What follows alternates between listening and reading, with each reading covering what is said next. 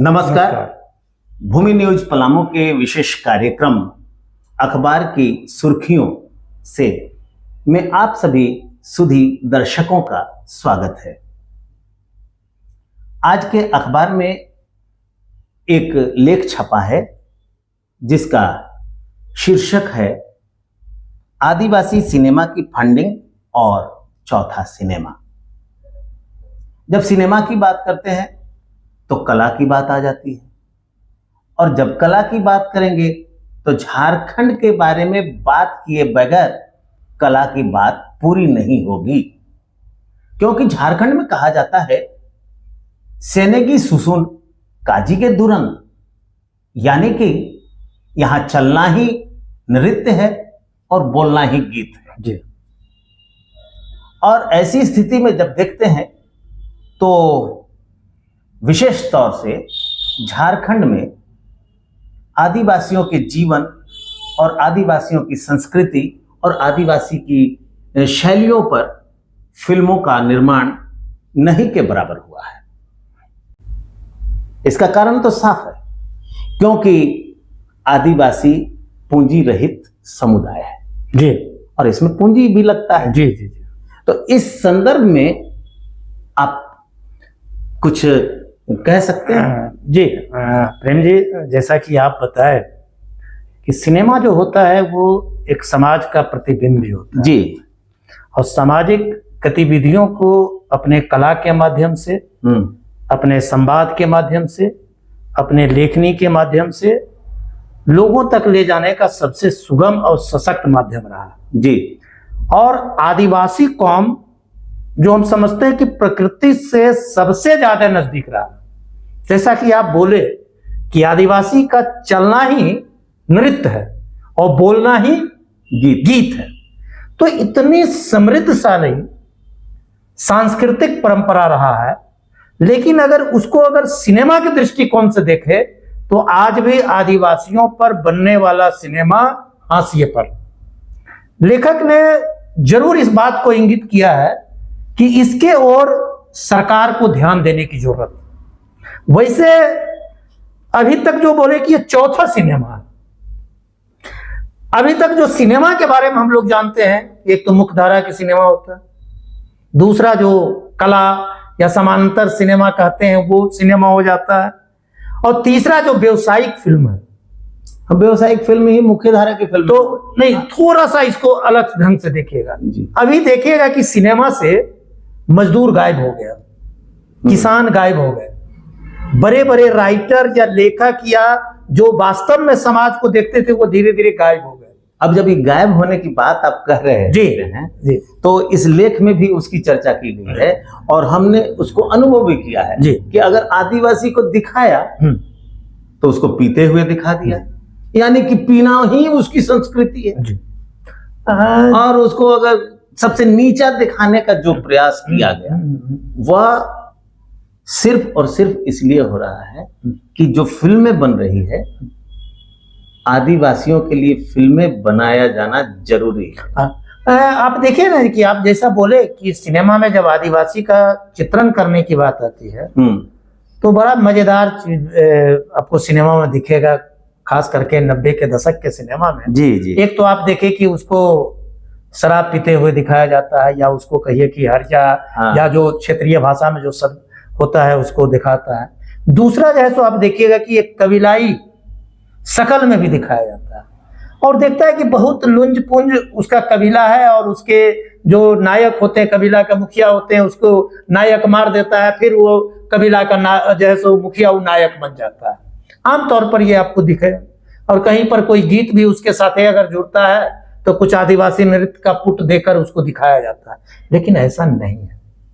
आदिवासी संस्कृति की बात अगर कहें जी, तो अगर हम कहें कि प्रकृति से सबसे ज्यादा कोई नजदीक और प्रकृति को रक्षक अगर कोई है तो वो आदिवासी कौन है। और आदिवासी अपने इर्द गिर्द खेत खलिहान, नदी नाला, पहाड़ पठार, इन सारे चीजों को संरक्षण करते हुए कला में पिरोकर वो लोगों तक ले जाने का काम करते हैं।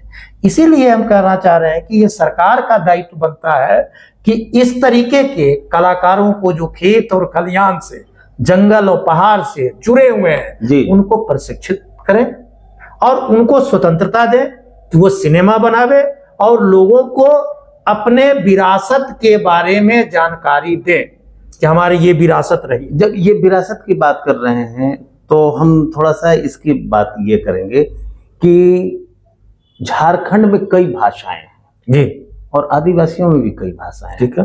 मुंडारी हो गया, संथाली हो गया, हो गया, है कुड़ुक हो गया,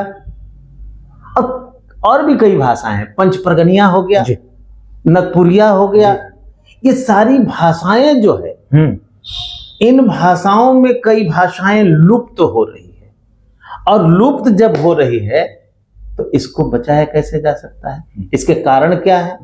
तो इसका कारण सबसे बड़ा यह है कि यह बाजार से जुड़ा हुआ ये भाषा नहीं है। अब बाजार से नहीं जुड़ा हुआ है तो फिर इसको संरक्षित कैसे किया जाए? और संरक्षित करने के लिए फिल्म के जरिए ही संरक्षित किया जा सकता है, क्योंकि उस भाषा का इस्तेमाल करेंगे, और जब उस भाषा का इस्तेमाल करेंगे तो भाषाएं संरक्षित होगी। और ये भाषा के संरक्षण पे हम इतना जोर क्यों दे रहे हैं? तो जोर इसलिए दे रहे हैं कि जब कोई भाषा मरती है तो 5000 वर्ष पहले की कहानी, 5 वर्ष पहले का इतिहास मर जाता है। अगर हिंदी सिनेमा को जरा सा गौर कीजिएगा प्रेम जी, तो आप देखिएगा कि हिंदी सिनेमा में उर्दू भाषा और हिंदी का जो अलग अलग इलाके का क्षेत्रीय भाषा है उसका एक समाहित रूप बना है, और उसका जो समाहित जब रूप बना है तो कुछ शब्द इतना ज्यादा पॉपुलर हो गए कि शायद हम समझते हैं कि उसमें बहुत से साहित्यकार मिलकर भी उतना पॉपुलर नहीं कर सकते थे। और इसका असर यह पड़ता है कि अगर आप कर्णप्रिय या लोकप्रिय डायलॉग या गीत या संगीत की रचना जब कर लेते हैं तो आम लोगों के जुबान पर भी चढ़ जाता है। हम अपनी बात एक बताते हैं कि हम साउथ इंडिया में घूमने गए थे, तो एक पान के दुकान पे वो गीत जो है सो हरिवंश राय बच्चन जी का बहुत पॉपुलर गीत था, वो खाई के पान बनारस वाला। खाई के पान बनारस, खा के नहीं, खाई के पान बनारस वाला। ये भाषा की बड़ा मजेदार चीज था, भाषा का सौंदर्य है। तो आकर्षित हुए, हम वहां गए, वहां पान खाया, लोगों से पूछे, पता चला कि वो हिंदी के खिलाफ में है, हिंदी को बहुत ज्यादा एक्सेप्ट नहीं कर रहे हैं, लेकिन हिंदी सिनेमा का बहुत ज्यादा वो आकर्षित करता है, वो सिनेमा देखते हैं, उसके गीत को गाते हैं। तो हमको लगता है कि कला का जो ये विधा है, इस विधा में हर क्षेत्र के अंदर लोगों को भाषा के सवाल पर, कला के सवाल पर और भी अन्य जो बातें हैं उनको लेकर लोकप्रिय सिनेमा बनाना चाहिए, ताकि लोग उसको याद रखें।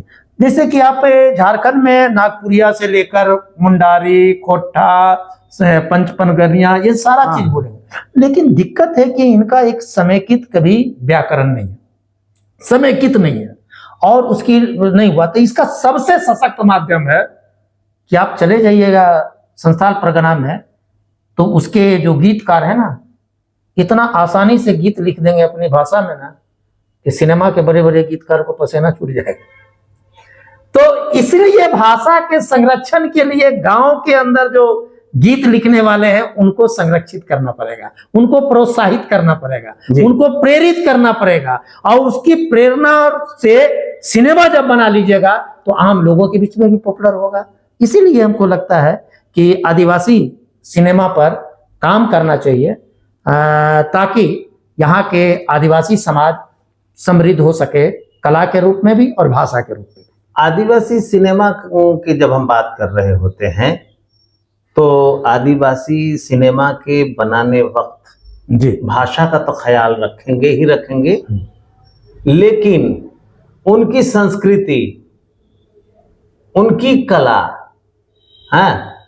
ये सारे चीजों पर ध्यान देना जरूरी है। जी। और साथ ही साथ इसमें तो चिंता जाहिर की गई है इस लेख में कि